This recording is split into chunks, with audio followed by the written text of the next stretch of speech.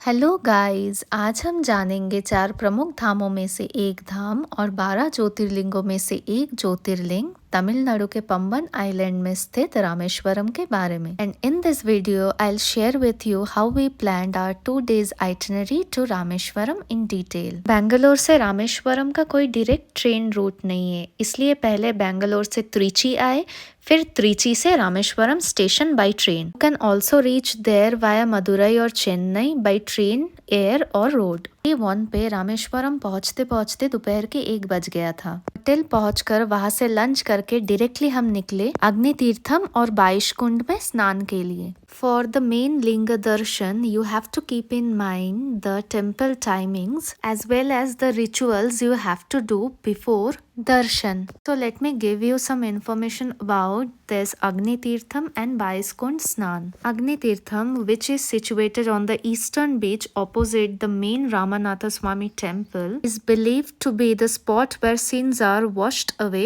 and purity restored. It is believed that Lord Rama took a holy dip at this place to cleanse himself from the sin of Brahmahatya. It is also linked to Lord Agni, who prayed to Shiva here to cleanse himself for touching goddess Sita during अग्नि परीक्षा। अग्नि तीर्थम में Holi dip लेने के बाद हम चले गए थे बाइसकुंड स्नान के लिए। Ticket for the Baiskund bath is 25 per person. It is located inside the corridor of the Ramanatha Swami temple and the timings are 5:30 a.m. to 12:30 p.m. and 3 p.m. to 7 p.m. Inside the temple, attendants pour water from each of the 22 wells over the devotees. These sacred wells representing Lord Rama's 22 arrows, where bathing is believed to be cleanse scenes, cure alignments and provide spiritual purification. Each well is believed to have unique and divine healing powers. अग्नि तीर्थम और बाइसकुंड स्नान के बाद हम directly hotel पहुंचे।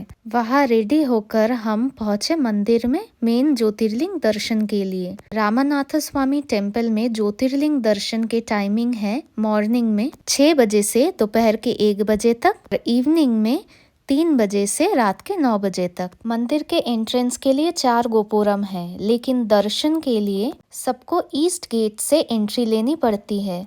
As शाम हो गई थी तो भीड़ उतना ज्यादा नहीं था, फिर भी हम लोगों ने स्पेशल दर्शन के टिकट करा लिए थे जो कि 200 पर पर्सन था। चलिए अब हम जानते हैं रामेश्वरम मंदिर की कहानी, जो कि रामायण काल से जुड़ा हुआ है। लंका विजय के बाद रावण के वध से लगे ब्रह्म हत्या के पाप से मुक्ति पाने के लिए भगवान राम ने यहाँ शिवजी की पूजा करने का निर्णय लिया था। रावण, जो कि एक ब्राह्मण था, ऊपर से था शिवजी का महाभक्तों में से एक। उसका वध करने पर श्री राम पर ब्रह्म हत्या का पाप लगा था। पाप मुक्ति के लिए श्री राम ने भगवान शिव को प्रसन्न करने के लिए एक शिवलिंग स्थापित करने का फैसला किया। उन्होंने अपने परम भक्त हनुमान जी को कैलाश पर्वत से सबसे उत्तम शिवलिंग लाने के लिए कहा। हनुमान जी को लौटने में बहुत देर हो रहा था और पूजा का समय भी बीतता जा रहा था। उसी दौरान माता सीता ने वही समुद्र तट के रेत से एक शिवलिंग बना दिया। श्री राम ने इसी शिवलिंग की पूजा की, जिसे रामलिंगम या रामेश्वरम अर्थात राम के ईश्वर कहा जाता है। जब हनुमान जी लौटे, उन्होंने देखा कि शिवलिंग पहले से ही स्थापित हो चुका था, तो वो दुखी हो गए। राम जी ने हनुमान जी को रेत वाले शिवलिंग उखाड़कर अपना लाया हुआ शिवलिंग स्थापित करने को कहा। हनुमान जी ने अपनी पूरी शक्ति लगा दी, लेकिन वो रेत के शिवलिंग को हिला भी नहीं सके।